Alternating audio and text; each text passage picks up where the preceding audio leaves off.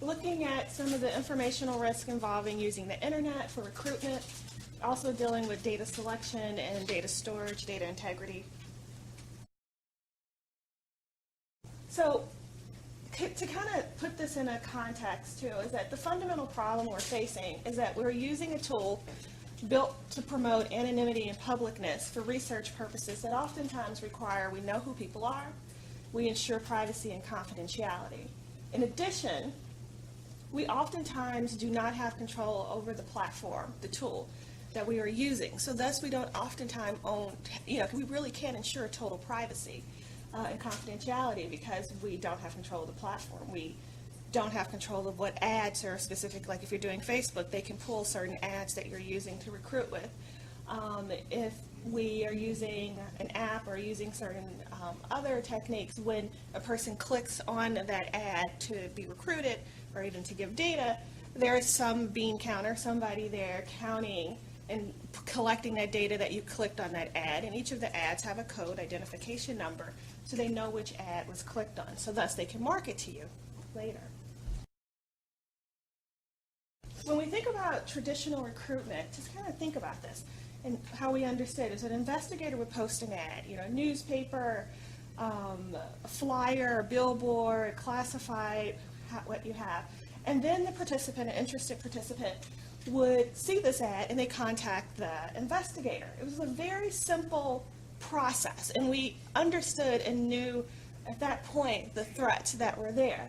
But now we're looking at these, I like that, we're looking at kind of these eyes as going in at each of these spying eyes, as I call them, at each of these points. So here are some example of some Facebook ads. Basically, promoting testing and counseling.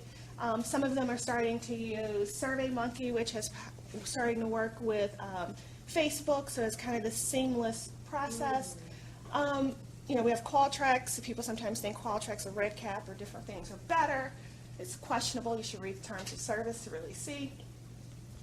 But, I don't think you can necessarily say that if you're using Facebook to do a survey, it's really questionable. Can you use the word if it's anonymous? There's been claims of Facebook outing users to their advertisers. I shouldn't even say the word claims. It's been well documented. And it goes on that when you post certain words or you click on certain ads or you visited certain sites, these beacons exist on these cookies on your website, on your phone, on your browser, and all these different platforms. And all that information is kind of put together to profile you as a user. And then when, all of a sudden you start receiving ads which may thus kind of out you.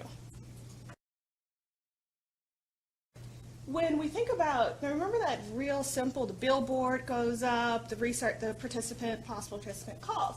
Well, with social media, using social media as an example, but websites are the same and apps are the same. This is kind of how the recruitment process looks. So first it starts off where a person they put on their personal information, and also you get some of the information of their friends. And they put this information in their public facing as well as their private parts of their social media account, their name, their city, who they're married to or dating, job information, education, interests, likes to certain websites, likes to videos, links to website, all of that stuff. Like when we pull those APIs, everything that they share, like even saying, hey, go look at this video, the image has an ID that we can then pull as well as the link is there. Third-party companies are getting it. One of the things that participants, researchers, IRBs, probably aren't really familiar with is the stuff in this circle. It's the third-party providers which also have access. We're using an API, so to a degree, we're kind of a third-party provider. But we have access to a lot of this information. And we also have access, depends on which platform you're using, but access to information about friends. And this is how we're able to target ads. So this is how I'm able to go on Facebook and say that I want females between the ages of 18 and 21 who live within a certain area code or zip code or a certain region, who have a certain education level and have a certain ethnicity or, orientation or whatever. That, because of the information you provide, how it's profiled and how these quote-unquote ad servers and profiling servers collect the data, that's how we're able to use the tool. And the thing that we oftentimes don't and may not be aware of is that when we put that ad up to recruit, we feed back into that loop. It's not closed. We aren't telling Facebook, don't put this information back into your marketing system. It's still there. There's the spying eye again. Okay. This right here, I think, is kind of one of the things we were talking about, right? Is that when it's this idea, like, you go shopping and all of a sudden you come on Facebook and it's showing you, Zappos shoes, right? The idea that even the various platforms on the web are using this information and sharing this information. And so we just need to be kind of cautious about this. It's very different than traditional versus online. You're able to target, substantially. You have an unlimited reach. The transaction between the researcher and the participant is no longer just between them. Now it's between multiple parties. There's a circular transmission of information, and it's difficult to discern the interests, the ethical guidelines of the participating parties, and even to understand who all those participating parties are. It's complex. It is. And sometimes people don't put their real information in. Like, I don't put my real information in. Well, that's an interesting thing. For my study that we're doing now with people who are in outpatient and intensive outpatient treatment center, they have to have had a social media account, right? Because it's a social media study. So they come in and they say they have a social media account, and then when we have them log into the app, it's new. And so they've had to have it for a certain length of time. And they say, well, this is the account that I'm using since I've been in recovery because I don't want to have access to my old information. So we had to build the API to pull that old information to and monitor both accounts as we go forward. Because, people, places, things. Why would you keep your same Facebook page that, you have all this stuff you're trying to get away from? And so, so they could be doing it for good. They have different identities. I have several identities online. The one thing that we all know, this I'm sure everyone here knows, is that research begins with the initial approach of an investigator to a potential participant. So that's before we've consented.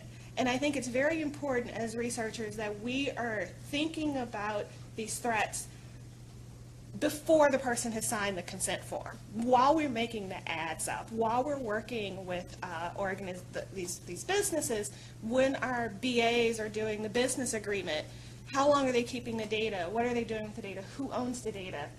These are things that we're responsible for protecting their privacy and confidentiality. In the informed federal regulation and the informed consent must include statements describing how the confidentiality of identifying information will be maintained. So I asked, what is the equivalent of a locked file cabinet in a locked room? We've all used that kind of phrase with digital data. How does this exist? How do you ensure it? I don't think we really can, and I think we have to be honest about that and really thinking about where the threats are and then addressing those threats as best as we can. And if depending on the information we're collecting, if we know that threat is too high, we should reconsider using that platform. This right here, the term, okay, so basically read and make sure you understand the terms of service of the provider you're using. So this right here is SurveyMonkey. So just some of the things that they're collecting, these are some things sometimes our IRBs won't even let us collect. They collect usage data about you whenever you interact with their services. This includes things like your IP, your operating system, your device type, your performance information, your browser type, geographic location based on your IP. They also, the referral data, they record information about the source that referred you to the survey, and also links on the website and in the email. So if you have a landing page, either to and from, they're collecting where the person came, where the person went. They also use beacons. Web beacons bad. They use third-party tracking services, so those stay on and then follow you throughout until it's cleared or you clear it. It kind of follows you. But they love this phrase, which we will know that means absolutely nothing. But they collect it, they aggregate it, and they anonymize it. I mean, one question I always have whenever I read that is, well, it wasn't anonymous in the beginning, so what if you're hacked? And when you sell it, how do you know you don't have enough information if you're getting it from all these other sources that you can't re-identify people? We know many times that you can re-identify people from anonymized data, especially once it's aggregated and it's combined with other data. I don't think we can say that. What should we do? This right here comes directly from the findings of my MRP.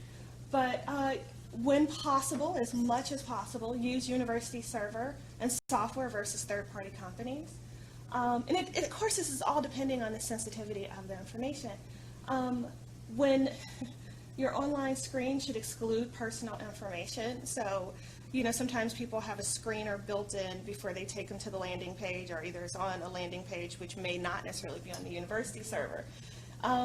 Be careful of the information you're asking them to put in the contact us box sometimes that exists, and consider asking personal questions over the phone or via some form of secure communication, not texting.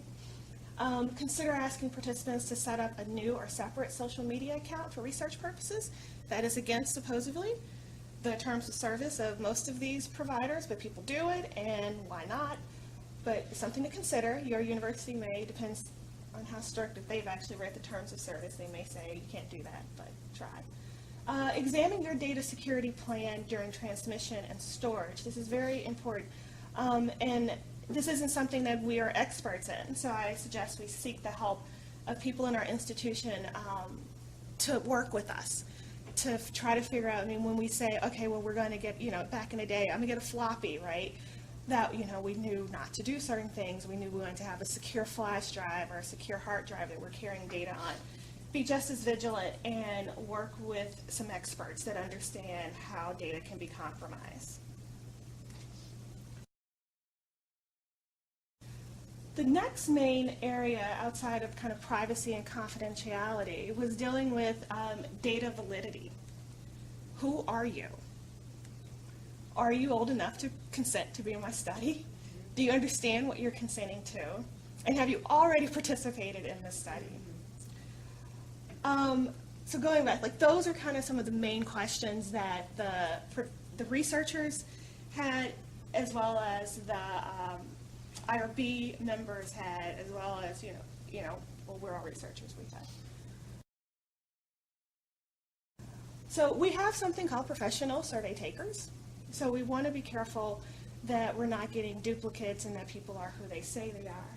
We can do things like identify identity and age verification through cross-checking with other information. Yes, that's an extra hurdle that people have to jump through to be in our study, but at least then we kind of have an idea that we're getting who we think we're getting, and if the data isn't valid, then what's the point of doing it?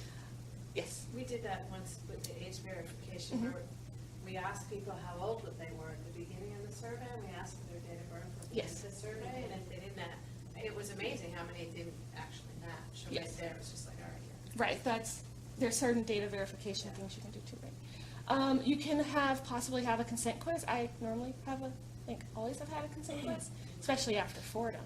But have a consent quiz to address comprehension and competency. And several data validation techniques to address data duplication and fraud. Looking for duplicate IP addresses, duplicate e-payment receipts if you're using that, and if you have short completion times. If your survey should take 45 minutes and people are finishing it in 10 minutes, they probably built a bot to go through it and do your survey. So be careful. Oh, sorry, I almost forgot this one. This one is very important to me, is the add language and eligibility criteria. We're so used to saying, remember the traditional flyers, come to our study, we're looking for people who are X, Y, and Z. When you put this online, you've just told them what your screening is, of how you're going to get people out. And so, did you already give them all the information? We use certain visuals that will tell the person what it is. And so once that's out there and it's gone to a professional survey taker or just one person who wants to do something, you've given it away. So think about it.